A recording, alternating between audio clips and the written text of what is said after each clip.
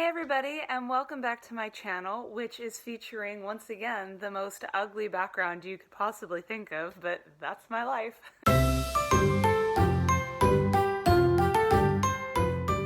So today I am 10 weeks pregnant. I'm 10 plus 0, and I thought I would actually take a moment to film an update while I fold laundry. Because my husband, who has since been promoted to saint status, has taken our toddler out to the boat all day today to give me time to catch up on housework and homework and regular work and everything in between. So I thought I would take advantage and film an update. So I have a couple things going on right now that I thought would be worth noting, I guess. About 3 days ago, I woke up and did not have any morning sickness. And it's funny because it came off of the heels of the day that my morning sickness was so bad that I finally did just throw up. So I honestly thought that my symptoms were only going to be getting worse for a little while, but it turns out after I finally had that episode, I stopped feeling morning sick. So that's amazing. I no longer have those all-day sick feelings. I don't have any food aversions. I feel very, very normal right now. I have been sleeping well, all things considered. I haven't been having so many nightmares anymore. I think I mentioned this before, but I don't get night sweats anymore, which is nice. And yeah, so I feel pretty normal. The one thing I can say that's different though is I'm starting to get that super sensitive cry at everything kind of situation now. So anytime I see a picture of a baby or I see anything like remotely sad or sensitive or emotional on like television or whatever, I get super weepy. So oh, and another thing, I have gone into like super overdrive when it comes to needing to pee. Oh, I feel like over the past 3 days, really, my bladder has shrunk by 75%. I am getting up to pee at all hours of the night now, which really isn't that big of an issue because my toddler is waking up anywhere from like 2 to 5 times at night right now. She's going through some sort of, like 2-year-old sleep regression phase thing. I also think she's cutting her last molars, her 2-year-old molars, because she's been drooling a lot. But she also has a terrible stomach virus and cold. So we've been getting up so frequently with her over the past week, dealing with diarrhea and vomit and congestion and having to give her medicine and having to shower her at like 2 a.m. in the morning because she's made a mess of herself. So it's been hard, as you can see. But she's feeling much, much better today. I, unfortunately, am getting sick now, and I don't know what to do except to eat raw garlic, which is my normal go-to when I'm getting sick, although I know in early pregnancy you shouldn't overdo it because garlic is a natural blood thinner, so it can make you like more prone to bleeding, I guess. I've heard of all these other things like raw ginger and honey, lemon, water, whatever, apple cider vinegar. I've tried all those things and I haven't noticed any difference in my past.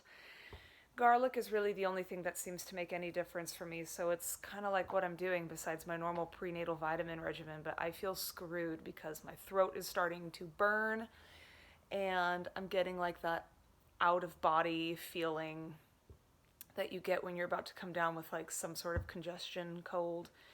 So I am not looking forward to that. It's already been a really difficult week with my toddler being sick, so but that's life. Anyway, symptoms are much less severe.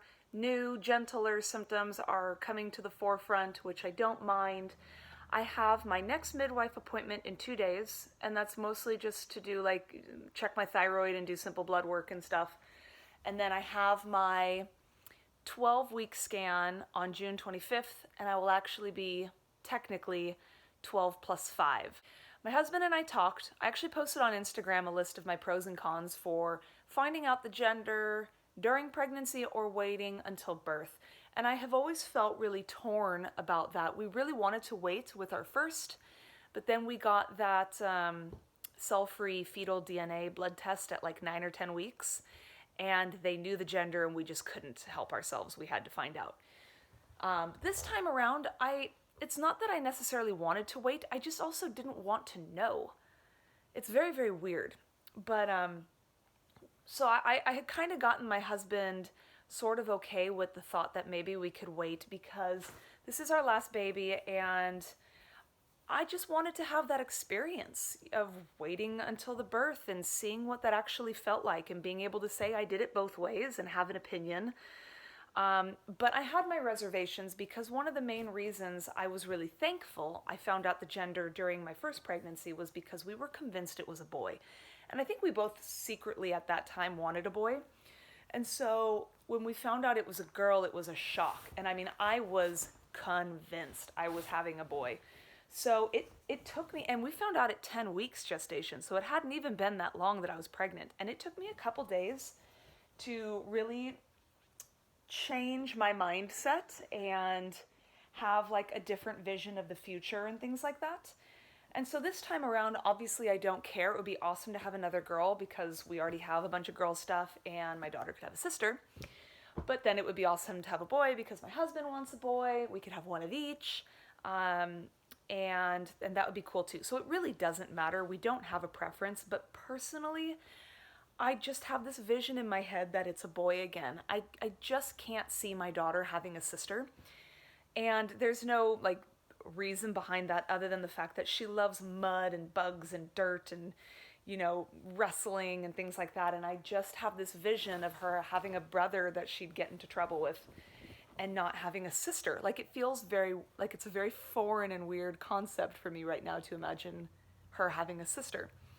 So because of that, and because of the input I got on my Instagram post, we have definitely decided that we're going to find out the gender. But we're not going to do the cell-free fetal DNA test because it costs like $1,000 to do it here. So we're going to wait until our anatomy scan, like almost everybody else. And then we're going to have a gender reveal party. So I'm really excited about that because we didn't get to do a gender reveal party with my daughter. So we have decided that we are going to announce our pregnancy to Facebook and like the greater world on 4th of July. I will be like 13 and a half weeks at that point, and we will have had our 12-week scans so that we can kind of confirm that things are still going the way they should and things are still looking okay. And so we're getting really excited about that. I have some ideas about how I want to reveal. I kind of want to make this stop motion video. The problem is I don't know if I'm going to have the time nor the energy to create and film that video with everything else I have going on in my life, given that I only have 1 month to do it. So I don't know, maybe we'll just do something more simple, but I kind of want to go all out with this pregnancy. It's my last time, and I didn't really do anything too crazy when we announced my daughter's pregnancy because I was in the middle of a cross-country move at the time, and that in and of itself was a huge event and production that everyone knew about in my life. So I just didn't want to overwhelm, or I guess I couldn't really overwhelm people with the new, exciting news that we were expecting at the same time. So I kind of want to have that experience with this baby, but we're just going to have to wait and see. Oh, one other thing. So I want to be a little bit open about this because I know I'm not the only person who has struggled with this, but I also know maybe it's not too common. And so, I don't know, maybe I don't feel like people talk about it much. I know I'm not the only person that is struggling with this. I have a feeling that not many people vocalize what I'm about to. Just because it seems, at least to me, it almost seems taboo to say what I'm about to say. But, this is the reality of pregnancy, and symptoms can sometimes be unpredictable. I want to talk about prenatal anxiety and depression. I don't have anxiety or depression. I've never struggled with it in my life other than like circumstantially if I'm going through a really stressful time or something like that. The only time I've ever experienced clinical anxiety and depression that was out of my control, that needed medication to help balance my brain chemistry, was after I had my daughter. And I've filmed a video in the very beginning of my channel where I talked about how I got diagnosed with postpartum PMDD. PMDD stands for premenstrual dysphoric disorder, and essentially it is like a an indescribably out of control form of PMS. I never got diagnosed with postpartum depression or postpartum anxiety. The reason they said it was premenstrual dysphoric disorder was because my symptoms would really only appear literally starting the day I ovulated in my cycle. So my period came back around 4 months postpartum. I started noticing significant problems in my mood and my life at around 6 months postpartum. I sought treatment at 10 months postpartum, and then I quit treatment about 4 months later because we were getting ready to start trying to conceive, which, as you all know, got delayed month after month after month. But I was only taking a very small dose of a drug called citalopram, which in the States goes by the brand name Lexapro. I was taking a half dose, starting the day I ovulated to the end of my menstrual cycle, to the beginning of my period. And then I weaned myself down to 5 milligrams, and then I just took myself off. I found that taking supplements like red raspberry leaf made a huge difference. It's known to help with PMS. That really helped wean me off of the Lexapro. But I had an excellent experience with that drug. I never had side effects when I started it. I never had side effects when I stopped it. So I responded really well to it. But those symptoms that I went through during that time were horrible. And I talk all about it in a previous video. I'll link it down below. If any of you are interested in hearing about what I went through postpartum, that video will be down in the description box. However, with that as a very long-winded preface, I recognize a lot of the things I went through then with what I'm going through now. And so I guess I've mentioned, I think maybe on Instagram, maybe also on my YouTube channel, that I was starting to have some anxiety and depression issues earlier on, like several weeks ago it started. And it started soft, kind of like I was feeling not happy. I was a little bit on edge. I was a little nervous on the inside, but it wasn't like a fear of loss. It wasn't a fear of anything. It wasn't rooted in any single thing I was afraid of or that was bothering me. It was generalized. There was no reason for it. There was no like underlying cause that I could identify. It just was a sense in my heart, like a foreboding sense in my heart of worry. And I spent a lot of time thinking through it, and it started to sort of pick at my insecurities about my identity. So I don't think that my identity issues cause it, but I think that my overall kind of like problems with figuring out my identity right now are being exacerbated by this kind of like brooding feeling of anxiety and depression. And to talk about the identity thing real quick, I moved to Sweden 2 years ago from Los Angeles.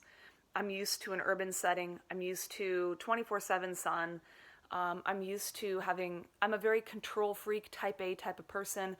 I like to have my schedule locked down. I like to know exactly what I'm doing. I like to know that if I do A, I can expect B. I had a job. I was gainfully employed. I was contributing to society. I felt like I was making use of my education and my talents and skills. I had my hobbies. I was a competitive beach volleyball player. I worked out every day. I trained. I was really into physical fitness. I loved cooking. I loved being able to do retail therapy like anybody else, like my favorite stores. I had my favorite stores, and I had my favorite foods, and I had my family nearby. I had all these things.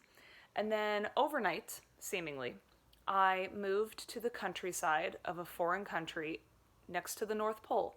So climate is completely different. Geography is completely different. I live in relative solitude. Um, I have a completely different schedule. I did not work for 2 years. I couldn't even drive for like a year. And then I became a mom for the first time and I got married. And all of these things happened, 10,000 kilometers away from my family and the people who know me. And it's, suffice it to say, a huge life change. A life change, a lifestyle change. And it all happened in a very condensed period of time. Now, don't get me wrong. I wanted all these things. I actively made all these things happen in my life. And I know that in a couple years' time, I'm going to look back and say, I'm so glad I did it. I'm so glad I toughed through it. But that doesn't take away the fact that this is a very, very difficult time in my life. For all the good, there are a lot of personal internal struggles that I'm going through. And one of the main things is identity. I don't know who I am right now. The fact that I even got a job and I'm starting to be able to work again is so huge for me because it's putting me back into like the adult world and giving me a purpose other than feeling like I'm the constant janitor of this house. Motherhood is not glamorous and everyone knows that, but I really thought that having this little baby that loved me and needed me and relied on me would be a lot more personally fulfilling, not satisfying, but personally fulfilling than it has been for me. It has created all new kinds of feelings and emotions and like beauty in my life, but it has left a gaping hole of what I used to be that I cannot resolve right now, given that my entire world and environment is different. I think if I had become a wife and a mother back at home, the transition would have been so much easier because I'd be able to incorporate my old life into my new life. But here I am trying to incorporate a new life into a new life, and it's like Inception. It's wild. I can't even describe how difficult it is. So this generalized anxiety and depression I'm having is really just picking, at that wound that I still have about trying to figure out who I am, what am I about here, who can I be here, in Sweden. And it's really tearing me apart, to be honest. It's giving me anxiety on top of anxiety and making me ask myself questions like, oh my God, what am I doing with my life? And what have I done? These scary questions that I don't need to be asking myself. But, it's that devil on the shoulder that's like, picking at me.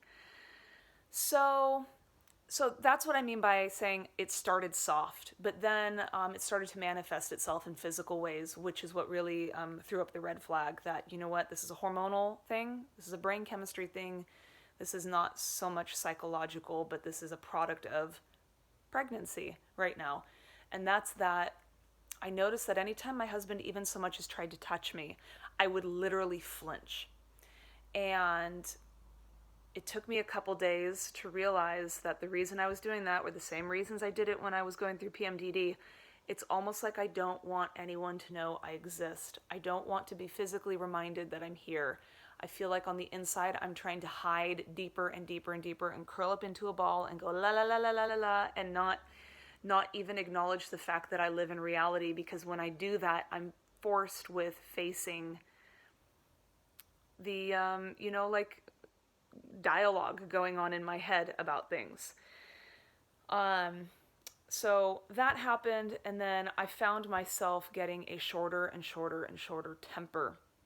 And I know these things are all normal with hormonal changes in pregnancy. So it's not like they're that worrisome or that it's anything new or different, but just the way it's manifesting itself and the way that I am instinctively trying to cope with it is not healthy. I'm not doing the right things. And so at my midwife appointment this week, I am going to talk to them about seeing a prenatal therapist. And I'm really excited about the opportunity to do this because there is a lot of things that I can learn about myself and that I need to learn about myself that can be extremely useful in my future life as a wife and a mother and a member of society. So I'm really looking forward, and I'm trying to be positive and think about this as an opportunity and not just like some shitty, unforeseen pregnancy side effect. But I want to look at this as a way in which I can grow and learn new coping strategies, because the number one thing that currently is plaguing me, like literally keeping me up at night, plaguing me, is having these haunting nightmares of what postpartum was like for me with my daughter before I realized I had a problem and that I needed treatment. I went through hell. I went through a really, really, really dark time that I never thought I'd recover from. And I put my family through like indescribable turmoil because of it. I know logically that that won't happen again because I know how to help myself. I know it works, and I know that I have something that will fix the problems, even temporarily, if they happen again postpartum with this next kid. But that doesn't take away the fact that having a newborn and a toddler is going to be so much different than just having a newborn. At least with my daughter, for that first year, she had no idea what was going on when I was going through my issues. You know, I never let her see what was happening. It was all like an internal, very, very damaging internal event I went through. But now she is going to know. She is going to notice things are wrong, and I can't be losing my temper if I'm sleep deprived and going through hormonal problems with her. It's not fair to her. It's not good. It's not healthy. It's not good for anyone. So I've been having these fears lately of like, oh my gosh, this is real. It's going to happen again. It's happening now. So I think it's a good idea to talk to a professional and have that line of communication open, learn techniques to cope. And you know, if I need to be on medication again, if this gets to the point where it's continuing to get worse and I'm just not doing well or coping well with it, then I take medication. You know, it's not a big deal. But it's a big deal right now without help. So I am going to be open about that journey because I know prenatal anxiety and prenatal depression are very real, and they do happen, and they can happen to people who don't have a history of it, which is even harder because you don't know the warning signs. You don't know what to look out for. You don't even know that you'd be susceptible, and you start to think that you are broken and crazy and something's wrong, and you just want to hide it because there's shame and fear. So, all of that to say, oh man, this video is 20 minutes long already. All of that to say, I hope to include some updates where I can be honest about what I'm going through and what is working and what isn't and that kind of stuff, so that I can maybe contribute to a community of knowledge and resource for anyone else going through it. So, stay tuned for that. Otherwise, that is the end of my update. I'm feeling good. I'm feeling emotional. I am getting sick. I'm drowning in work. I feel like just a regular mother right now. But we're going to take it one day at a time, and we'll see what happens at my midwife appointment on Tuesday. So until then, I'll talk to you all later. Have a great day, and I'll see you soon. Okay.